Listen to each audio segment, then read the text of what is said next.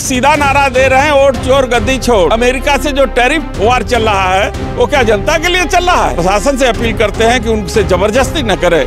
अगर अपने मित्रों को अगर जमीन देना है तो बहुत जगह खाली है। चंदौली में सदन में उठाया था कि गंगा में पानी नहीं रहता 10 महीने, कौन सी नाव चलाएंगे, कौन सा जहाज चलाएंगे। कई बार जो है एसडीएम साहब आए थे, दल बदल के साथ आए थे, बुलडोजर लेकर आए थे, जो कि कोर्ट ने अब आदेश कर दिया में जबरदस्ती अगर प्रशासन करेगा तो दो हाथ गाँव वाले और हम सब करने के लिए।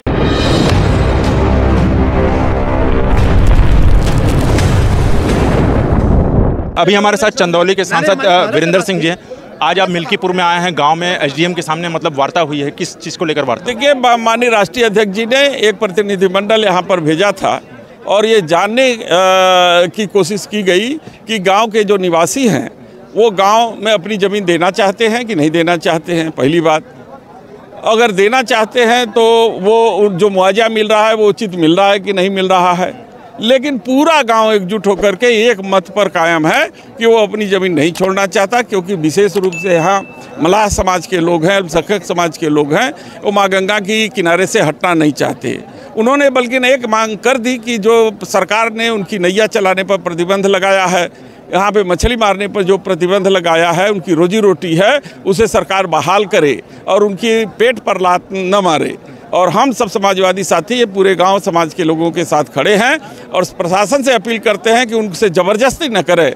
अगर अपने मित्रों को अगर ज़मीन देना है तो बहुत जगह खाली है चंदौली में, और आगे कई ज़मीन खाली है जहां पर आदमी नहीं है, वहां पर अधिग्रहण करके अपने मित्रों को दे करके बनाए और उसमें किसी प्रकार का कोई आपत्ति। हमने तो अभी सदन में उठाया था कि गंगा में पानी नहीं रहता 10 महीने, कौन सी नाव चलाएंगे, कौन सा जहाज चलाएंगे।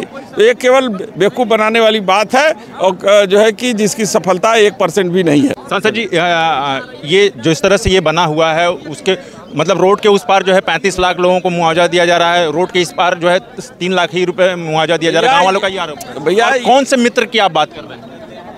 कौन से मित्र की बात कर रहे हैं? अरे इनके मित्रगण जो अडानी है, अंबानी है, जो बड़े बड़े उद्योगपति है, जिनके लिए ये फ्रंट कॉरिडोर बनाया जा रहा है, किसानों को विस्थापित किया जा रहा है, ये तो उन्हीं की लड़ाई लड़ते हैं ना। आज क्या है, अमेरिका से जो टैरिफ वार चल रहा है वो क्या जनता के लिए चल रहा है? वो सब अपने मित्रों को लाभ पहुंचाने के लिए जो है अमेरिका से लड़ाई, क्योंकि तेल जो रसिया से खरीदा जा रहा है वो बाहर अडानी अंबानी जो है दूसरे देशों को इंपोर्ट करके बहुत भारी मुनाफा अरबों रुपए का कमा रहे थे। और इस बात की जानकारी भनक जो है कि हमारे देश के नागरिकों को नहीं हो पा रहा था, और ट्रंप के टैरिफ लगाने के बाद सबको जानकारी हो गई है, तो इसलिए हम सब इसका विरोध कर रहे हैं। गाँव वालों का आरोप है कि पिछली बार जो है एसडीएम साहब आए थे, दल बदल के साथ आए थे, बुलडोजर लेकर आए थे, जो कि कोर्ट ने अब आदेश कर दिया है यूपी में कि बुलडोजर की कार्रवाई का एक्शन नहीं होगा। तो ऐसे में बुलडोजर कार्रवाई गाँव वालों पर किया जा रहा है, अधिग्रहण किया जा रहा है। देखिए, किसी चीज़ पाने के लिए संघर्ष आवश्यक है और इस संघर्ष में गाँव का एक एक नागरिक खड़ा है और हम सब एक गांव के साथ खड़े हैं। समाजवादी पार्टी पूरी खड़ी है।